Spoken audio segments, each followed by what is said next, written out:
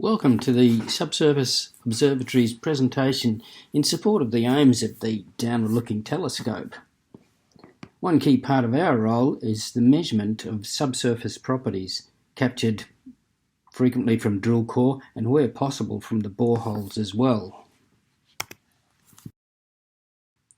Our subsurface toolkit includes an extensive range of petrophysical, geophysical and thermal instruments and measurement technologies associated with those to help researchers build a deeper understanding of the geodynamic and other processes, both past and present, that occur beneath our feet. Our toolkit includes useful tools such as the multi-sensor core scanner, the distributed temperature sensing, motion detectors, seismometers, to name a few. These are all available to researchers nationally.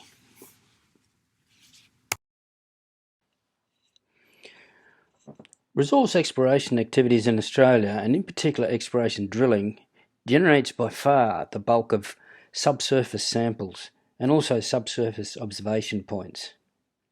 Now, where access to these is suitably negotiated, the boreholes and the drill core can facilitate exceptional research potential and outcomes, as widely demonstrated by the MinEx CRC and the National Drilling Initiative.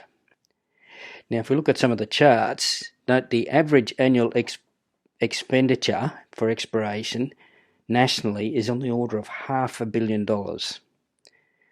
Now, the amount per state parallels the land area roughly in each state, so bigger states deliver more boreholes and more metres of core than do smaller states.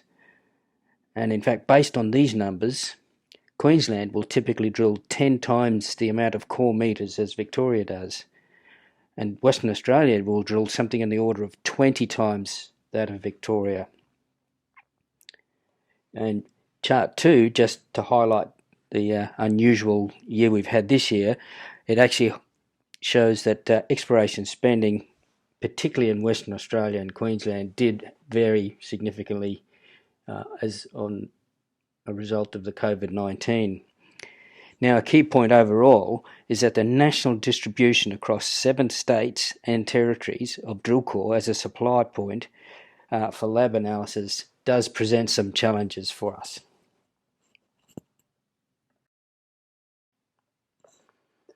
So let's look a bit closer at the challenges presented to us by drill core.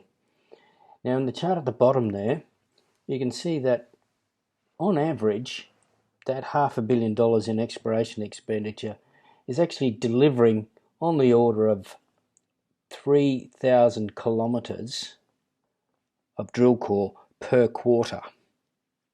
That's in the past year. And previous to that, on the order of 2,000 kilometres per quarter. So vast amounts of drill core. And as you can see in the background there, once the lithological and geochemical and logging has been done, they've frequently packed up and stored out in the backyard. Now, whilst many of the state surveys also sample these drill cores, you can see that the fact that the Geological Survey of Victoria, which has been recording and storing drill core for the best part of a century, has on the order of 1.5 million metres of drill core and cuttings. A tiny amount compared to what's actually being produced every year in this country. So any way that we can access that more efficiently will actually be very helpful overall to the broader research initiatives across the country. And a classic one is that, if looking at this material stored in the yard here, is that the cost of freighting each of those trays, and there'll be several trays per borehole at the very least, is many hundreds of dollars.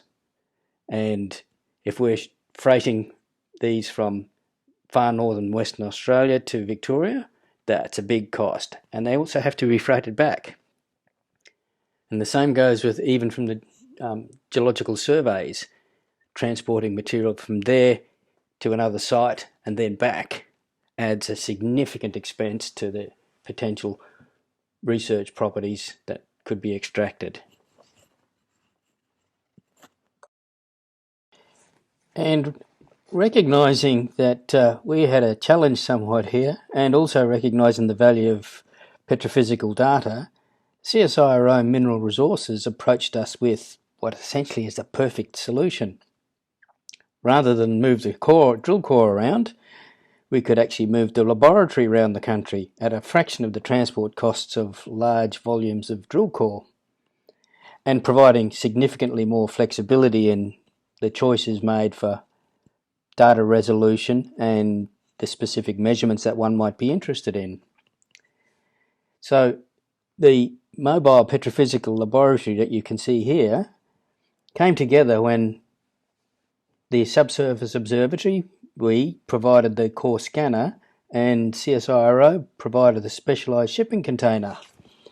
The units basically were assembled in the UK and have come back to Australia now, fully updated, and the mobile petrophysical laboratory is on the cusp of its first interstate deployment. A few delays, of course, with the COVID-19 challenges that we face, but it's still becoming together. Training's been developed, and we're right just at the very threshold now with the delivery of a whole new approach to this core scanning. For viewers who may have application for drill core data, and particularly at high volume, this illustration here, it'll give you an idea of the basic instrumentation that the unit comes with. We also have the possibility of adding several other instruments to increase the core scanning capabilities.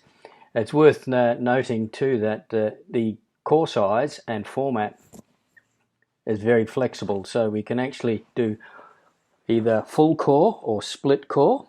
With the way the instruments are set up, we can deal with both, and it can also deal with core sizes from PQ right down to a BQ.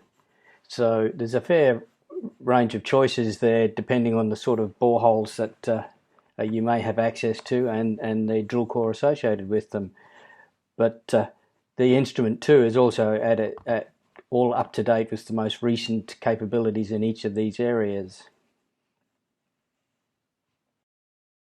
Just a few minutes left. I thought I'd just touch on a very contemporary topic, and that was the Victorian earthquake, which has broken the record for our state's earthquake magnitude. It's the Wood Point event of just over 7 days ago. The Woods Point earthquake was recorded by a number of our seismometers. We have quite a comprehensive array in the Gippsland region where this event occurred.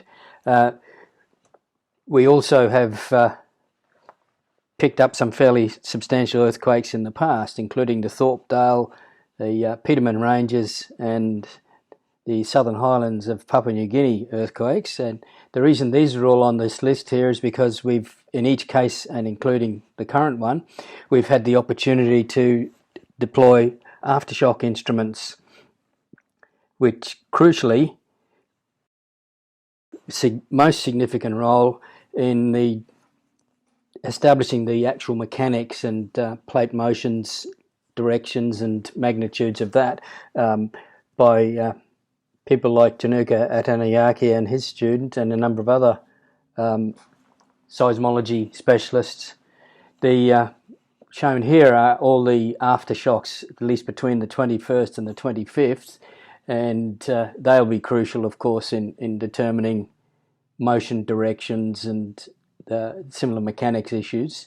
So we're looking forward to seeing the results of all that work when it comes through, and hopefully not the too distant future.